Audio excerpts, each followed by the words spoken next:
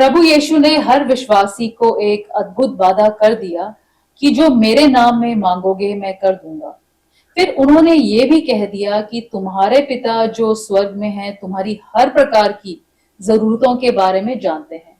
तो परमेश्वर अपने आप ही सब कुछ क्यों नहीं दे देते ताकि हमें इस प्रकार दुख ना उठाना पड़े। आज हम इस पर विचार करेंगे। शुरू करते हैं परमेश्वर के वचन से। परमेश्वर का वचन हमने मत्ती 7 उसकी 7वीं आयत से लिया है। यहाँ इस प्रकार लिखा है, मांगो तो तुम्हें दिया जाएगा, ढूंढो तो तुम पाओगे, खटखटाओ तो तुम्हारे लिए खोला जाएगा। क्योंकि जो कोई मांगता है उसे मिलता है, और जो ढूंढता है वह पाता है, और जो खटखटाता है उसके लिए खोला जाएगा। तुम में से ऐसा कौन मनुष्य है कि यदि उसका पुत्र उससे रोटी मांगे तो वह उसे पत्थर दे, या मछली मांगे तो उसे सांप दे? अतः जब तुम बुरे होकर अपने बच्चों को अच्छी वस्तुएं देना जानते हो, तो तुम्हारा स्वर्गीय पिता अपने मांगने वालों को अच्छी वस्तुएं क्यों ना देंगे। परमेश्वर के वचन को पढ़े और सुने जाने से आशीष हो। आमीन। हमारी अपनी हर जरूरत को पूरा करने के लिए मांगना ही इतना इम्पोर्टेंट क्यों है? परमेश्वर ने इस धरती पर जो कुछ भी बनाया है, सब चीज के एक दूसरे के ऊपर डिपेंडेंस बनाई है। और ये और भी क्लियर हो जाता है जब पाप इस दुनिया में आ गया। उत्पत्ति 3 अध्याय 16 से 20 आयत में हम देखते हैं, जो श्राप हुआ सबसे पहले औरत पर आया, उसे बच्चे के जन्म में तकलीफ के बारे में। और उसके साथ ही उसके अंदर एक ये भी था, अपने पति के लिए उसके मन में लालसा होगी, और जो उसके ऊपर राज्य करेगा, रूल करेगा। और जो आदम था उस पर श्राप आ गया कि वो खाना खाएगा अपनी मेहनत पसीने के द्वारा, और फिर उसे कांटे कटीरे भी अलग अलग करने पड़ेंगे अपनी फसल में से। और इसी डिपेंडेंस के अंदर ये भी हो जाता है कि परमेश्वर ने जो उन्हें आशीष दी थी कि फलो फूलो, वो आदमी और औरत दोनों को एक दूसरे की जरूरत है ताकि बच्चे हों। और इसीलिए आदम ने अपनी पत्नी का नाम रख दिया हवा, क्योंकि जितने जीवन पाने वाले थे वो उनकी मां बन गई। और एक बच्चा अपनी रोकर अपनी माता का ध्यान अपनी तरफ मोड़ता है ताकि वो उसे दूध पिला सके, उसका ध्यान रख सके। इसी प्रकार जीवन के हर पहलू में हर एक को बचपन से लेकर आखिर तक दूसरों पर निर्भर होना पड़ता है, ताकि वो किसी तरह से कुछ आसान जिंदगी, आराम की जिंदगी व्यतीत कर सके। परमेश्वर अपने आप में संपूर्ण है। जो कुछ उन्होंने बनाया उससे उन्हें कुछ भी नहीं चाहिए, ना किसी चीज पर वो आश्रित है। जो हम प्यार करते हैं और हमारा उनके लिए प्यार का एक्सप्रेशन है, वो हमें ज्यादा आनंद देता है उनके बजाय। प्यार हर एक जो बनाया गया हर चीज के एक जरूरत है, और क्योंकि हमें परमेश्वर के अक्सर रूप में बनाया गया है, तो हम भी उन्हीं से एक दूसरे से प्यार करना सीखते हैं। मूसा को चुना परमेश्वर ने जन्म से पहले ही। उसे जो मृत्यु का दंड दे दिया था, सब बच्चों को जो यहूदी लड़के थे उससे बचा लिया। फिर उसी फिरौन के घर में उसकी बेटी के द्वारा उसको लालन पालन हुआ, और ताकि वो सब कुछ सीख सके, मिस्र के तौर तरीके, उनकी विद्या, उनके रास्ते सब जान ले वो। जब परमेश्वर ने जलती हुई झाड़ी से अपने आप को उसके सामने जाहिर किया कि तुम वापस मिस्र जाओ, तो उसने तरह तरह के एक्सक्यूज बहाने लगाकर जाने से मना किया। निर्गमन 3 और 4 अध्याय में हम ये सब देखते हैं। और फिर आखिर में उसने ये कह दिया, निर्गमन 4 अध्याय 10वीं आयत में 10 से 14 में उसने कह दिया, हे मेरे प्रभु, मैं बोलने में निपुण नहीं, ना तो पहले था और ना जब से आप अपने दास से बातें करने लगे हैं। मैं तो मुंह और जीभ का भद्दा हूं। I am slow of speech and tongue. तो परमेश्वर का जो उत्तर था बिल्कुल साफ था। उन्होंने उसे कह दिया, यहोवा ने उससे कहा, मनुष्य का मुंह किसने बनाया है, और मनुष्य को गूंगा या बहरा या देखने वाला या अंधा मुझ यहोवा को छोड़ कौन बनाता है। उन्होंने कहा, मैं सब कुछ करता हूं, मेरा बल है ये सब कुछ। तो परमेश्वर उसे क्रोधित हो गए जब उसने फिर भी कह दिया, नहीं मैंने नहीं जाना है, किसी और को भेजो। और हारून जो उसका भाई था उसके लिए स्पोक्स पर्सन, उसके लिए बोलने वाला बना दिया ताकि फिरौन के सामने वो बोलेगा जब मूसा उसको बताएगा। परमेश्वर ने अपना बल मूसा को दिखा दिया। फिर उन्होंने उसे चंगाई क्यों नहीं दी, उसके मुंह को क्यों नहीं ठीक कर दिया? मूसा ने चंगाई के लिए प्रार्थना की ही नहीं, और परमेश्वर जो हर पल सुनने के लिए तैयार रहते हैं अपने चुने हुए लोगों की आवाज को, उन्होंने भी कुछ नहीं किया। जब मूसा की बहन मरियम और हारून दोनों ने मूसा के खिलाफ बातें की, तो वहां पर गिनती 12 की तीसरी आयत में लिखा गया एक वर्ड है जो कि ब्रैकेट्स में लिखी गई है। वहां लिखा गया है, मूसा पृथ्वी भर के रहने वाले सब मनुष्यों को से बहुत अधिक नम्र स्वभाव का था। पृथ्वी में सबसे रहने वालों में नम्र स्वभाव वाला था वो। तो ये माना जाता है कि मूसा ने अपनी उस नम्रता के कारण अपने आप को इस लायक ही नहीं समझा कि परमेश्वर से ये बोले कि मुझे मेरा मुंह ठीक कर दो ताकि मैं ठीक बोल सकूं। परमेश्वर ने ये बताया है हमें, जो ऐसे अद्भुत महान नबी के द्वारा, जो इजराइल का लीडर था सबसे बड़ा, कि हमें मांगना है जो हम उनसे चाहते हैं, मांगे बिना नहीं मिलेगा। भजन संहिता 81 उसकी 10वीं आयत में परमेश्वर ने यह कह दिया, तेरा परमेश्वर यहोवा मैं हूं जो तुझे मिस्र देश से निकाल लाया हूं। तू अपना मुंह पसार, मैं उसे भर दूंगा। Open your mouth wide and I will fill it. परमेश्वर ने एक काम किया, छुड़ा के लाए, तो दूसरा करने में भी वो सक्षम है। हमारा काम है कि विश्वास में उनसे मांगना। परमेश्वर चाहते हैं कि हमारे जीवन के हर छोटे से छोटे और बड़े से बड़े काम में इन्वॉल्व हो, उसमें वो हमारी सहायता करें। जब हम ये सोचते हैं कुछ भी परमेश्वर के लिए बहुत बड़ा है या बहुत छोटा, हम ऐसी चीज क्या मांगे, तो हम ये जाहिर करते हैं कि परमेश्वर के लिए करना आसान नहीं है, मुश्किल है ये, और हम उनकी इंसल्ट कर रहे हैं। अगर परमेश्वर को इनकार करना उनका फैसला है, मेरी जिम्मेवारी ये है कि विश्वास में मैं उनके बल और उनकी इच्छा में मांग लूं, चाहे वो छोटी सी बात है चाहे बड़ी बात है। मेरा काम है मांगना। मत्ती 7 की 8वीं आयत में प्रभु यीशु ने यह कह दिया, कि वायदा कर दिया कि जो भी मांगेगा उसे मिलेगा। जो बेसिक प्रिंसिपल यहाँ पर है पाने का, ये है मांगने में कि परमेश्वर पर निर्भर होना है। और अगर हम ये नहीं करते हैं तो फिर जो हमें दिया जाता है उसकी फिर हम अप्रिसिएशन भी नहीं करते हैं। हम सोचते हैं वही मिल गया तो क्या हुआ। फिर उत्पत्ति 3 अध्याय 6 आयत में आदम और ईव के पास सब कुछ था। अदन बाग में तरह तरह के पेड़ों के फल सब कुछ था उनके पास, सब अधिकार थे, लेकिन उन्होंने उसी चीज एक चीज को मांगा जो उन्हें मना खाने से मना किया गया था। ग्रीक भाषा का शब्द आइटियो, उसका मतलब है अर्नेस्ट रिक्वेस्ट, पूरे जी जान से रिक्वेस्ट करना, कोई कैजुअल नहीं है चलो मिल गया ठीक है नहीं तो ना सही, अर्नेस्ट बिल्कुल पूरे ध्यान से, क्योंकि हम मांग रहे हैं उस सर्वशक्तिमान परमेश्वर से।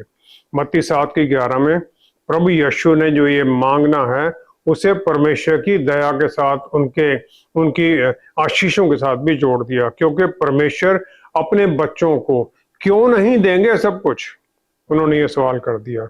जब हमारा जीवन ही हमारा सांस ही उनसे मिला है तो फिर हमें कुछ भी मांगने में उन्हें शर्म कैसे। वो हमारे प्यार करने वाले पिता हैं और हम उन्हें प्रार्थना में विश्वास के साथ उनके पास जाते हैं कि जो हम मांग रहे हैं हमें मिलेगा। तो फिर हम विश्वास में जब कर रहे हैं तो सब कुछ क्यों ना मांगे, आधा अधूरा हम अपनी प्रार्थनाओं की क्यों छोड़े। जब हम इस प्रकार मांगते हैं तो मिलेगा भी, फिर उत्तर भी मिलेगा, और हमें मांगना भी जरूरी है। इसी के साथ जो प्रभु यीशु ने ढूंढने और खटखटाने को कहा है, उस सब का मांगने से क्या रिश्ता है? जो ये सिखलाई है पहाड़ी संदेश के साथ ही साथ चल रही है। जहां प्रभु यीशु ने ये सिखाया कि हमें परमेश्वर पर निर्भर होना है हमारी हर बात के लिए, हर जरूरत के लिए, मत्ती 6 की 25 से 34 तक। और फिर उन्होंने ये भी कह दिया परसिस्टेंस, लगे रहो अपने कोशिशों में, ताकि हम नजदीकी और डायरेक्ट रिलेशनशिप में परमेश्वर के साथ आए, किसी के थ्रू नहीं, हमारा सीधा रिलेशन हो, क्योंकि हम भी बच्चे हैं परमेश्वर के। लूका 11 की 5 से 8वीं आयत में प्रभु यीशु ने एक इंसान का वो दे दिया एग्जाम्पल, जो कि रात को जाता अपने मित्र के पास 3 रोटी मांगने के लिए। और खटखटाता रहता है जब तक कोशिश करता है, जब उसे उत्तर नहीं मिल जाता है। बस यही करना है। ग्रीक भाषा का शब्द जीटियो है, जिसका मतलब है लगातार ढूंढना, जब तक कि जिसको हम ढूंढ रहे हैं वो मिल ना जाए, कॉन्टिन्यूअस सर्चिंग। और जो हमारा कोशिश है परमेश्वर को ढूंढने की, उनकी हजूरी में जाने की, वो हमारी जो इच्छा है उनके नजदीक जाने की, उस पर डायरेक्टली निर्भर करता है। कितना हम उनके पास नजदीक जाना चाहते हैं, उतना ही हमारा एफर्ट होगा।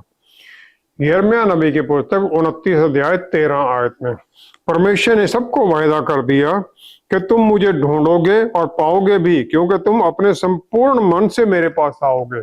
संपूर्ण मन से मेरे पास आओगे और ढूंढोगे तब पाओगे।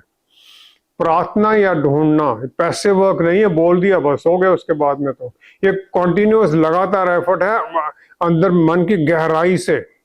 और ये जो ढूंढना है, ये ढूंढना फिर उन्हें है जिनसे हम अपनी प्रार्थनाओं का उत्तर मांग रहे हैं। ग्रीक भाषा का शब्द है क्रो, जिसका मतलब है लगातार और डेस्परेट नॉकिंग, खटखटाते रहना, जैसे कि हमारा जीवन ही इस पर निर्भर है। नहीं दरवाजा खोला तो पता नहीं क्या होगा, इस प्रकार हम लगे रहते हैं।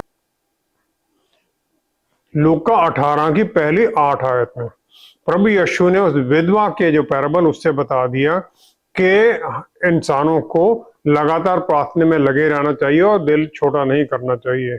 हम मांगते हैं, ढूंढते हैं उन्हें, और फिर लगे रहते हैं इस पर, जब तक कि परमेश्वर का जो हमारी आशीष के लिए समय है वो आ नहीं जाता है। हम लगे रहते हैं, उनका समय आएगा। फिर व्यवस्था विवरण 4 अध्याय 29 आयत में इजरायलियों को वार्निंग देते हुए प्रॉमिस लैंड में जो जीवन होगा उसके बारे में, और वहां पर जो कैनानाइट लोग थे उनकी जो धार्मिक प्रवृत्ति थी उसके बारे में वार्न करते हुए मूसा ने कह दिया कि परंतु वहां भी यदि तुम अपने परमेश्वर यहोवा को ढूंढोगे तो वह तुमको मिल जाएंगे।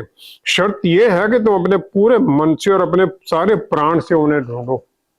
शर्त यह है कि उन्हें पूरे प्राण से और पूरे मन से ढूंढो। जब हम इस प्रकार ढूंढते तब वो मिलते हैं। हमारा जो ढूंढना है डेस्परेट है कि इसके बिना पता नहीं हम जीवित नहीं रह सकते, हमारा कुछ भी नहीं रहेगा। और क्योंकि हमारे चारों तरफ अंधेरे की और दुष्टता की ताकतें हैं, हमारे चारों तरफ, हमें परमेश्वर के नजदीक जाना जरूरी है क्योंकि बचाव उसी में है। और फिर हम इसमें आधे अधूरे एफर्ट नहीं कर सकते, क्योंकि परमेश्वर चाहते हैं हमारी टोटल कमिटमेंट हो इसमें। यशायाह नबी की पुस्तक 44 अध्याय 2 आयत में इजरायलियों को परमेश्वर ने चुना हुआ था। उन्होंने कह दिया, हे मेरे दास याकूब, हे मेरे चुने हुए यशरून। यशरून चुना हुआ, आशीषित। इजरायलियों को यशरून कहा है उन्होंने, और उन्हें सहायता के वायदा भी किया हुआ है। और फिर इसमें उनका दोहरा पहचान आ जाती है, चुने हुए हैं, आशीषित हैं, लेकिन इसके साथ उनका खतरा भी है। इतनी ऊंचाई में परमेश्वर के नजदीकी में आत्मिक इतना भी गिरावट हो सकती है कि परमेश्वर से दूर चले जाएं, और ये उनके साथ होता रहा है। जब हमारा परमेश्वर के साथ एक गहरा नजदीकी का रिश्ता होता है और फिर हमें वो पूरी तरह से ऐसे अद्भुत तरीकों से आशीष देते हैं जो हमने सोचा भी नहीं होता है।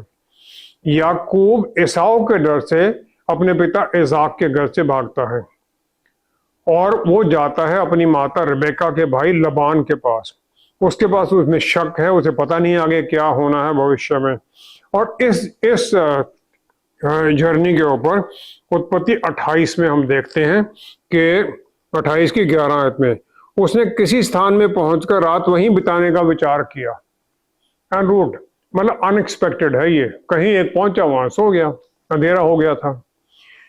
जब वो सोया हुआ था उसने सपने में देखा कि एक सीढ़ी चल रही है जो स्वर्ग तक पहुंचती है धरती से। सबसे ऊपर परमेश्वर हैं और स्वर्गदूत ऊपर जाते हुए नीचे आते हुए उसे दिखाई देते हैं। तो वो समझ जाता है कि परमेश्वर हमारी प्रार्थनाओं को प्राप्त करते हैं, उनका उत्तर भी साथ भेजते हैं। स्वर्गदूत ऊपर जा रहे हैं प्रार्थना लेकर, उत्तर लेकर नीचे आते हैं। परमेश्वर हमारी प्रार्थनाओं को उत्तर देते हैं उन ऐसे तरीकों से जो हमने कभी सोचा भी नहीं होता है, जब हम उन्हें पूरे माइंड, हार्ट और सोल से, पूरे मन से और प्राण से हम ढूंढते हैं उन्हें। फिर याकूब ने यह वायदा पा लिया परमेश्वर से कि जहां जहां तू जाएगा मैं तेरे संग रहूंगा, जहां कहीं भी तू जाए, और तेरी रक्षा करूंगा और तुझे इस देश में लौटा ले आऊंगा, और मैं अपने कहे हुए को जब तक पूरा ना करूं तब तक तुझको ना छोड़ूंगा। इस बात को जो मैंने वायदा किया इसे पूरा भी करूंगा। और फिर इसके बाद में जब वापस आता है, याकूब परमेश्वर के साथ, उनके स्वर्गदूत के साथ मलयुद्ध भी करता है, क्योंकि अभी भी साउ से उसके मन में डर है और आशीषित होता है वो। हम परमेश्वर को चाहते हैं कि हमारे अनुसार चले वो, ये उनकी कहानी है, उनका हमारे लिए प्लान है, और वो हमें उसमें अचंभित करते रहते हैं। हम भी याकूब की तरह झलक पाते रहते हैं, अद्भुत जो भेद हैं, आत्मिक भेद हमें मिलते रहते हैं जब हम अकेले होते हैं, घर से दूर होते हैं रात में, और जब हम डिस्ट्रेस में, तकलीफ में होते हैं, परेशानी में होते हैं, और जब हमारे सामने खतरा होता है तब हम परमेश्वर को ढूंढते हैं, फिर हमें उत्तर भी मिलते हैं, वो अद्भुत आशीषें मिलती हैं। और फिर याकूब ने वहां बेथेल उसका नाम रखा, वहां उसने कह दिया कि निश्चय स्थान में यहोवा है, और मैं इस बात को ना जानता था। He said that surely the Lord is in this place and I did not know it. यहां पर थे परमेश्वर। जब हम ढूंढते हैं परमेश्वर को और खटखटाते रहते हैं तो अचानक हमें यह पता चलता है परमेश्वर तो यहाँ है, हमें आशीष देने के लिए तैयार है। इब्रानियों के पुस्तक 13 अध्याय 5वीं 6वीं आयत में हम परमेश्वर का वायदा वहां पर जो पहले पुराने नियम में था वहां पर देखते हैं, क्योंकि उन्होंने खुद ही कहा है कि मैं न तुम्हें छोड़ूंगा न त्यागूंगा।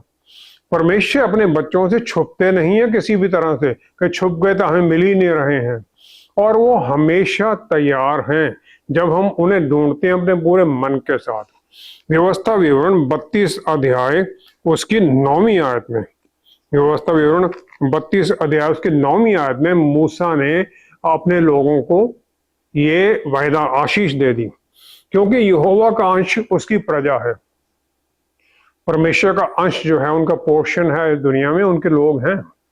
परमेश्वर ने सब कुछ बनाया अपना प्यार जाहिर करने के लिए, कोई जरूरत नहीं थी उन्हें। और वचन में बार बार हम देखते हैं परमेश्वर बुलाते हैं हमें, जैसे आदम को वो अदन बाग में ढूंढते हुए आए, उन्होंने कहा आदम तो कहाँ है। परमेश्वर हमें ढूंढते हैं जबकि हमें उन्हें ढूंढना चाहिए। उत्पत्ति 3 अध्याय 9वीं आयत में आखिर में जब परमेश्वर के जो एफर्ट थे पूरे, नबी आए, सब कुछ हो गया, सब हर तरह से लोग नहीं मुड़े उनकी तरफ, तब उन्होंने अपने पुत्र को भेज दिया हमारा मुक्तिदाता बनाकर। प्रकाशित वाक्य 3 अध्याय 20 आयत में फिर प्रभु यीशु ने वो हमारे सामने उनका प्यार का जो और जो हमें ढूंढने का जो उनका एफर्ट है, अल्टीमेट लेवल है, ये वो उन्होंने जाहिर कर दिया। उन्होंने कह दिया बिल्कुल क्लियर, देख मैं द्वार पर खड़ा हुआ खटखटाता हूँ, यदि कोई मेरा शब्द सुनकर द्वार खोलेगा तो मैं उसके पास भीतर आकर उसके साथ भोजन करूंगा और वह मेरे साथ। भोजन करना जो ये समय है ये लेशर वाला, जल्दबाजी वाला नहीं है, आराम से डिनर के समय का है, बैठ के बातें करना, लंबा समय बिताना। परमेश्वर हमारे साथ एक नजदीकी रिश्ता रखना चाहते हैं और हम उनके चुने हुए लोग हैं। परमेश्वर को फ्री गिफ्ट की दुकान नहीं खोले बैठे हैं कि कोई भी गया उठाया और चला गया वहां से जो हमें जरूरत है, फिर देखेंगे कुछ और जरूरत होगी फिर आ जाएंगे। हमारी जो जरूरत है उनके नजदीक जाने के लिए, और क्योंकि वो हमारी प्रार्थनाओं को उत्तर देते हैं। हमें उन्होंने वायदा किया मैं तुम्हारे साथ हूं हर पल। जरूरत हमारी ऐसी अद्भुत होनी चाहिए क्योंकि उन्होंने तो हमें अपनी पवित्र आत्मा परमेश्वर हमारे अंदर दे दिए हैं, हमें गाइड करने के लिए, सिखाने के लिए, प्रभु यीशु के बातों को याद कराने के लिए। तो हमें उनके नजदीक उतने ही कोशिश करना चाहिए, उतने नजदीक जाने के लिए, ताकि हम उनकी नजदीकी में और बढ़ते जाएं, आशीषों में बढ़ते जाएं। ये हमारा ढूंढना, खटखटाना इसलिए जरूरी है। परमेश्वर ने हमारे लिए इतना कुछ किया है और हम उनके परिवार का हिस्सा भी हैं।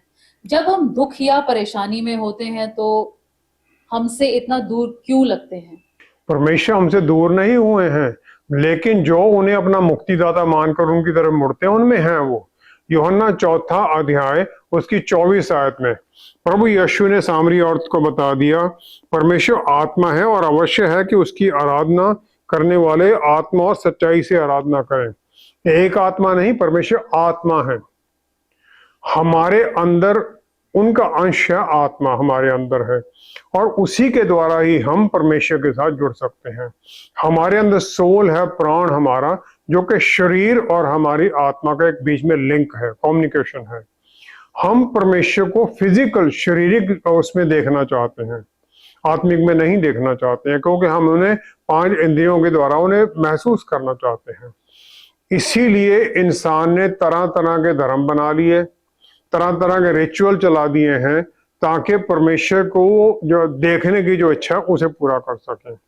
हमारी इच्छा ये है कि हम उस परमेश्वर की आराधना करें, उसकी सेवा करें जो दिखाई देते हैं, जिन्हें हम देख सकें, उनकी आराधना देखकर कर सकें और कोशिश करते हैं उन्हें हम कंट्रोल भी कर सकें, जो हम मांग रहे अपने रिचुअल के द्वारा हमें मिले थे।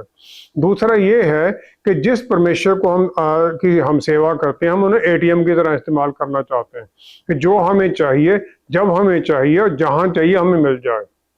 हम अपनी प्रार्थनाओं को उत्तर उसी समय एकदम चाहते हैं, हम उनके समय का इंतजार नहीं करना चाहते। मैंने बहुत बार सोचा है कि शुरू में जो मैंने प्रार्थनाएं मांगी थी, जिनका मुझे उत्तर मिला ही नहीं, अगर उनका उत्तर मिल जाता तो मैं अब समझता हूं मैं कैसे बुराई में फंस जाता, उनका उत्तर हम मिलने से मैं कैसे फंस जाता। तीसरा है, परमेश्वर हमें तैयार करना चाहते हैं कि जो उनका सबसे बेस्ट है वो हमें मिल सके, और जो कि जो हम मांग रहे हैं उससे कहीं ज्यादा अच्छा है।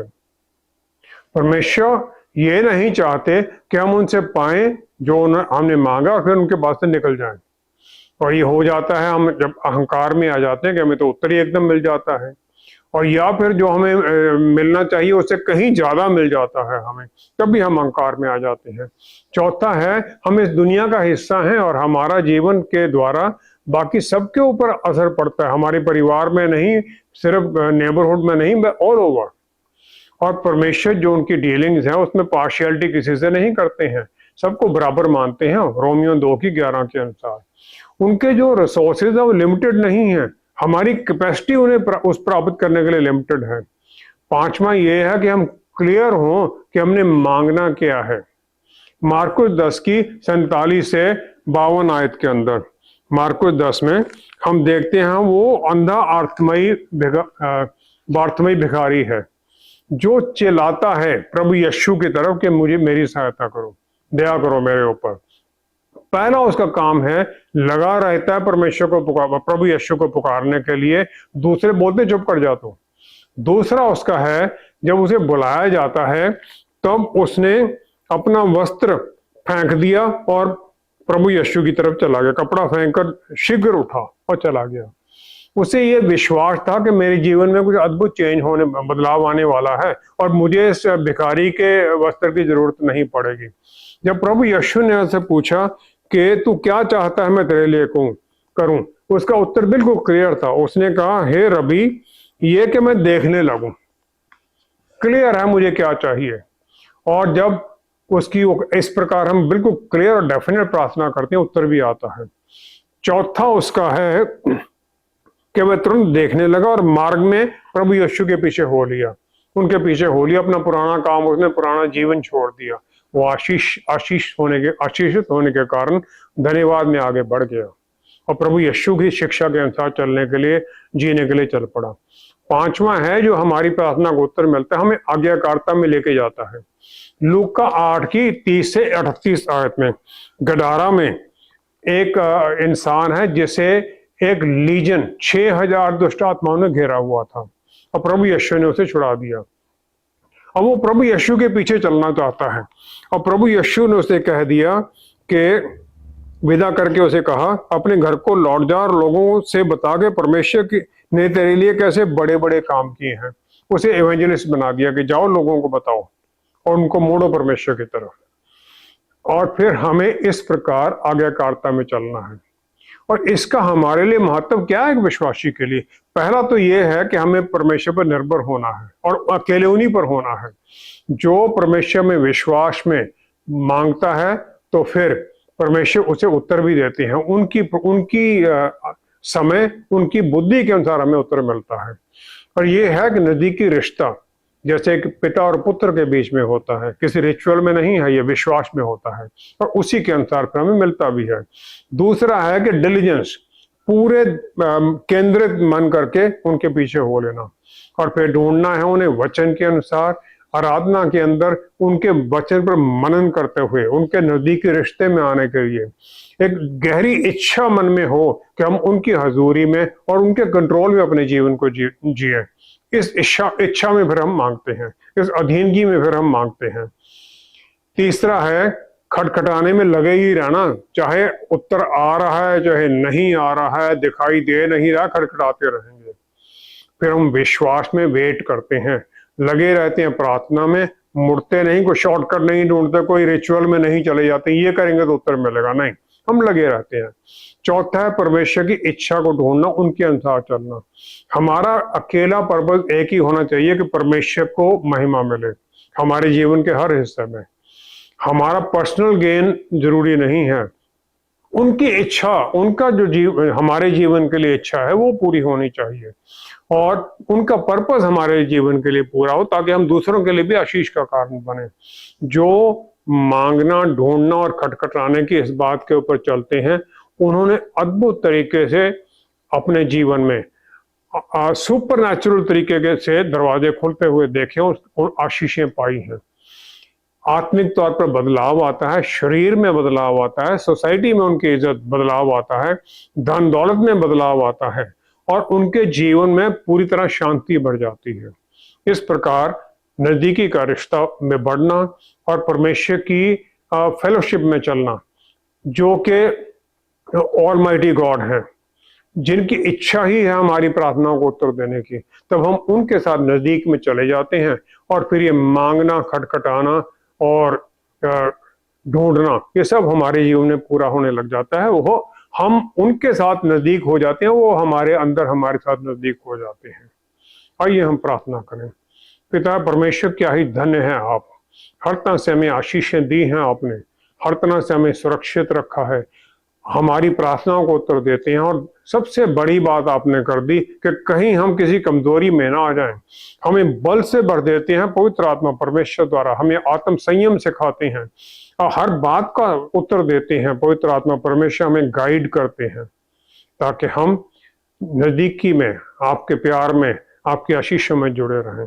बस जितने हम जुड़े हुए हैं, हम सब प्यारे पिता, पवित्र आत्मा परमेश्वर की अधीनगी में, उनकी अगुवाई में, एक नजदीकी रिश्ते में आपके साथ बने रहें और भी नजदीक आते ही जाएं, ताकि हमारे जीवन के हर पहलू से आप ही को महिमा मिले। पिता परमेश्वर, सारा आदर, सारी महिमा आपको देते हुए सब कुछ प्रभु यीशु के पवित्र नाम में मांगते हैं। आमीन, आमीन, आमीन। प्रभु यीशु ने हमारे जीवन की सच्चाई, जो पिता परमेश्वर से क्लोज रिश्ते से है, इन 3 बातों में साफ कर दी। जब हम इस प्रकार उनसे संबंध में आगे बढ़ते हैं तो उनकी शांति और प्यार से हम भर जाते हैं। फिर प्रार्थना का उत्तर आने में देरी भी उनकी इच्छा का भाग ही बन जाता है, और विश्वास में हम हर अवस्था में अपनी भलाई ही देखने लगते हैं। Thank you so much for watching. See you next time. Stay blessed. Shalom.